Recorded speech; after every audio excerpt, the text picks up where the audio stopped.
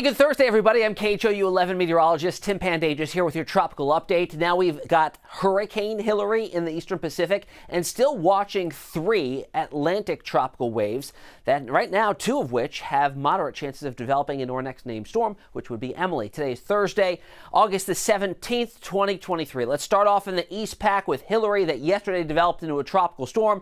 Today it is a Category 1 hurricane, continues to strengthen winds in Category 1 range of 85 right now, so mid-range Category 1 on the Saffir-Simpson scale, but expected to increase in intensity, rapidly intensify over the next 24 hours. You can see here the track on it. By as early as tomorrow evening, it's up to a Category 4. It's peaking at 140 mile-per-hour winds.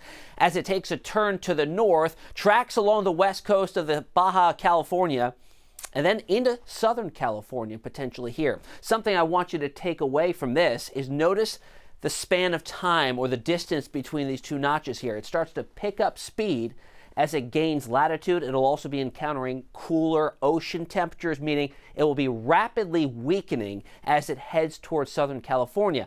But since it's going to be such an intense storm overall, that's going to take a little while to break down the gusty winds and the heavy rain. So that threat is still there for Southern California this upcoming weekend. The reason for the weakening, as I mentioned, not only the forward speed picking on up as it gains latitude, but also it'll be moving away from its fuel source, which is 80-degree water temperatures or greater. Everything shaded in red here is that 80-degree water temperature or hotter. As it moves to the north, right after it hits its peak at Category 440 mile-per-hour winds, starts to encounter cooler ocean waters, and notice the weakening trend here, and rapidly weakens with the cooler waters and even some land interaction there in Southern California. Here's the model output on this. This is the European model, shows it lifting to the north and then becoming a little bit more dispersed as it starts to rapidly decay, but still bringing a lot of rain and some gusty winds.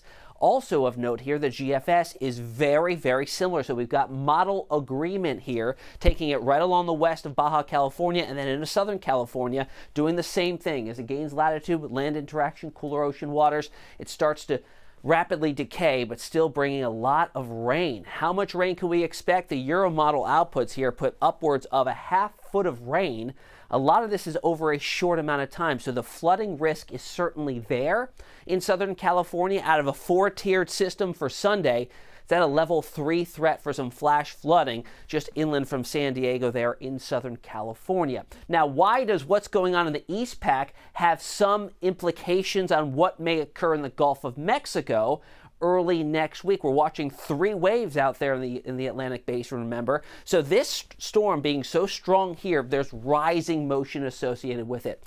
And the outflow from Hilary, as well as sinking motion on the other side here in the Gulf of Mexico, will likely contribute to a less than conducive environment for tropical development here. It'll strengthen the ridge here. The outflow and the sinking motion will strengthen our ridge over the central United States, and it will be moving so quickly in the northern Gulf of Mexico that it won't likely be able to take advantage of the overall very warm ocean waters in the Gulf of Mexico currently. So here are 3 separate waves. Again, one in the western Gulf of Mexico at 30% and 2 other out here in the Atlantic's main development region. They both have 60% odds of developing into our next named storm. As I mentioned, the next name is Emily, but this one is closer to home, right? 30% chance of this developing here from a tropical wave within the next 7 days because the waters here are just so warm and volatile. But again, working against it is how quickly it'll be moving on the southern periphery of this ridge that is sprawling and intensifying off to the north, and the overall outflow, some wind shear could be imparted on this part of the Gulf of Mexico from Hilary as it passes by in the eastern Pacific. So here's a look at the tropical wave itself as we get into tomorrow. It's starting to take shape over the Bahamas, very broad, disorganized, moves over Florida into the eastern Gulf of Mexico, a cluster of showers and thunderstorms that at that point is loosely organized. It races across the northern Gulf of Mexico, and by Monday, Tuesday, and Wednesday, it starts to throw that tropical moisture up and over the drought-riddled areas of southeast Texas. This is our best shot at any rain. It has not rained in Houston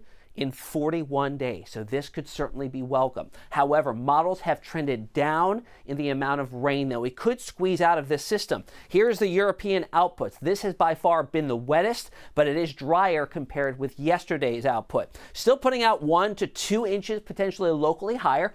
We'll take it, but notice the GFS. Much, much drier. Still some scattered showers here, but coming in well under an inch in most locations into next week. The environmental conditions, as I mentioned, aside from the wind shear and the fast movement of anything that moves through the Gulf right now with the positioning of the high, there's plenty of ocean fuel here.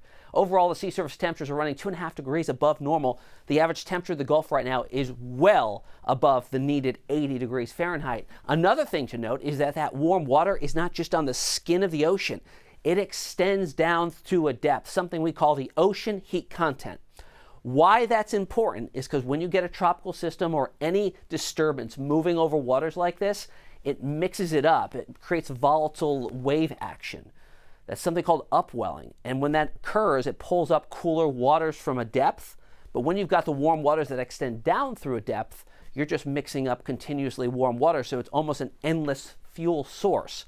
Currently in the Gulf of Mexico, we have similar situation in the Caribbean and the main development region of the Atlantic. It's just very warm overall, sea surface temperature-wise. Next name on the list, as I mentioned, is Emily. We've only had 4 named storms, 1 hurricane in the Atlantic Basin, much, much quieter as compared with what's going on in the Eastern Pacific. But we'll continue to monitor this for you and give you updates on Hilary and any developments or changes in that outlook for the Eastern or the Western Gulf of Mexico heading into this weekend and early next week. Thanks, man.